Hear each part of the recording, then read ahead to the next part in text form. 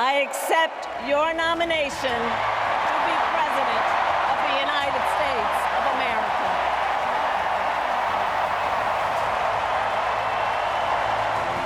This, I will never hesitate.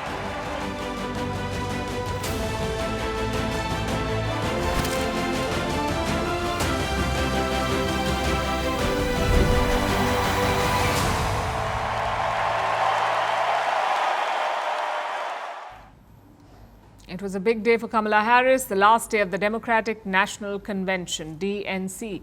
After days of hype and build-up, it was finally her time to shine. She took to the DNC stage and officially accepted the Democratic Party's presidential nomination.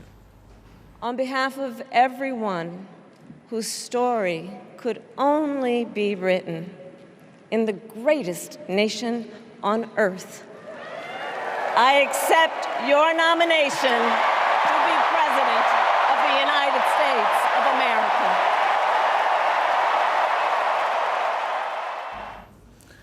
Now, just to be clear, this was all theatrics. She was officially made her party's nominee more than 2 weeks ago. Everything you just saw, everything that took place at the DNC over the past 4 days was basically just an advertisement. It was the Democratic Party's bid to jumpstart Kamala Harris's campaign and introduce her to the average American voter with great fanfare. When she took to the stage, Harris spoke about her family background, leaning into her diverse roots. The path that led me here in recent weeks was no doubt unexpected. But I'm no stranger to unlikely journeys. So, our mother, Kamala Harris, had one of her own. My mother was a brilliant, 5-foot-tall, brown woman with an accent. She taught us to never complain about injustice, but do something about it. Do something about it. Now, whether you like her or not, you have to admit that Kamala Harris and the Democrats put up a good show there, and they needed that. This was a party that was down in the dumps a few weeks ago. It was all doom and gloom after Joe Biden's disastrous debate against Donald Trump.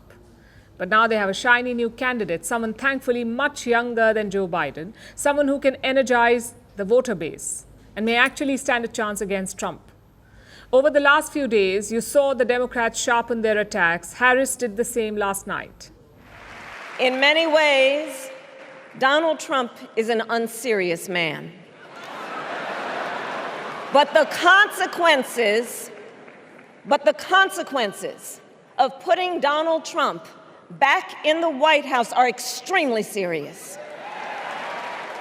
And all the while, he intends to enact what in effect is a national sales tax, call it a Trump tax, that would raise prices on middle-class families by almost $4,000 a year.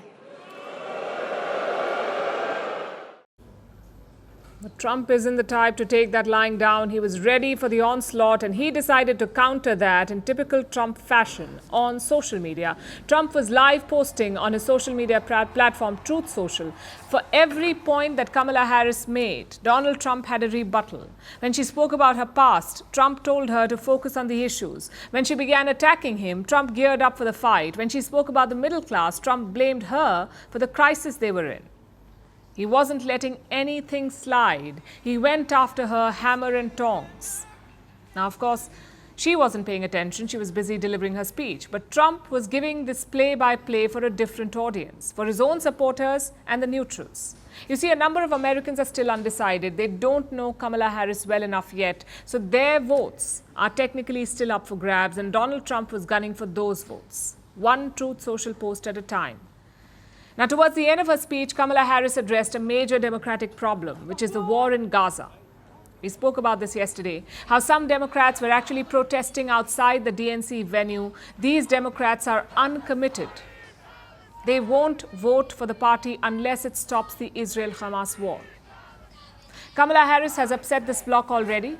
A group called Muslim Women for Harris disbanded before her speech. They criticized Harris and the Democrats for not allowing a Palestinian American to take the stage at the DNC. The party wanted to avoid controversy, but instead, they walked right into it. There are about 700,000 uncommitted Democrats. Their votes will be critical if Harris is to defeat Trump. Harris knows this. But you see, she also needs Jewish American votes.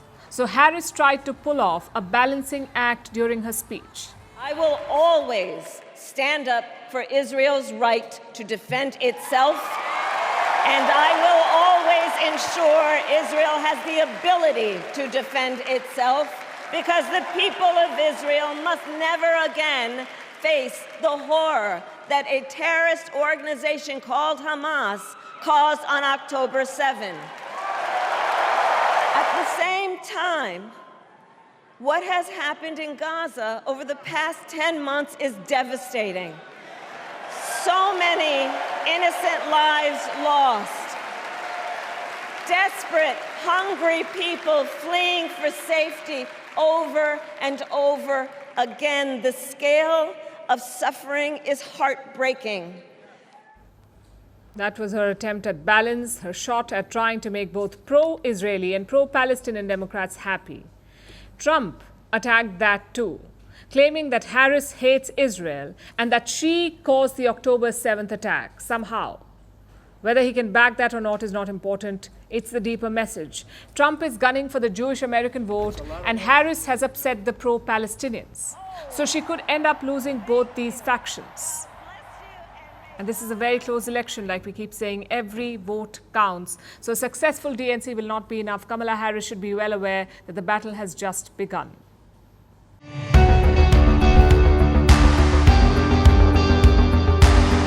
Across continents, one powerful news source. Bringing you diverse perspectives on the issues that matter.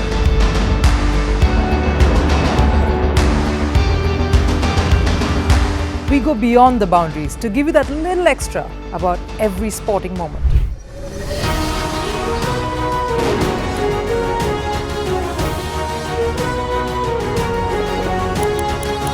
So thank you for making Firstpost 5 million strong. We're counting on your support, and you can trust us to bring you the news unfiltered and unvarnished.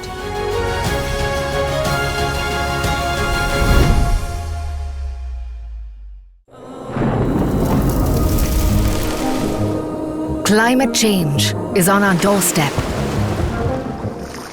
It's time for a revolution to take root.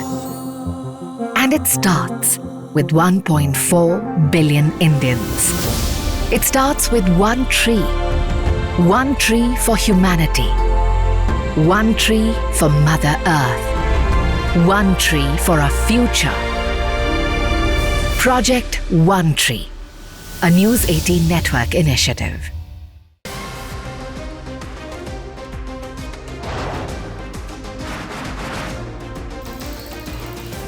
On the show today, the T20 World Cup bandwagon has moved across to the West Indies. What can you expect from this?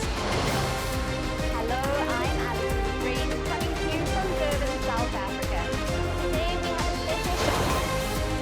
Start with a report on India's shifting nuclear posture. The first time since India officially became a nuclear power. Hello and welcome to Firstpost America. I'm Aaron Ham, coming to you live from the nation's capital,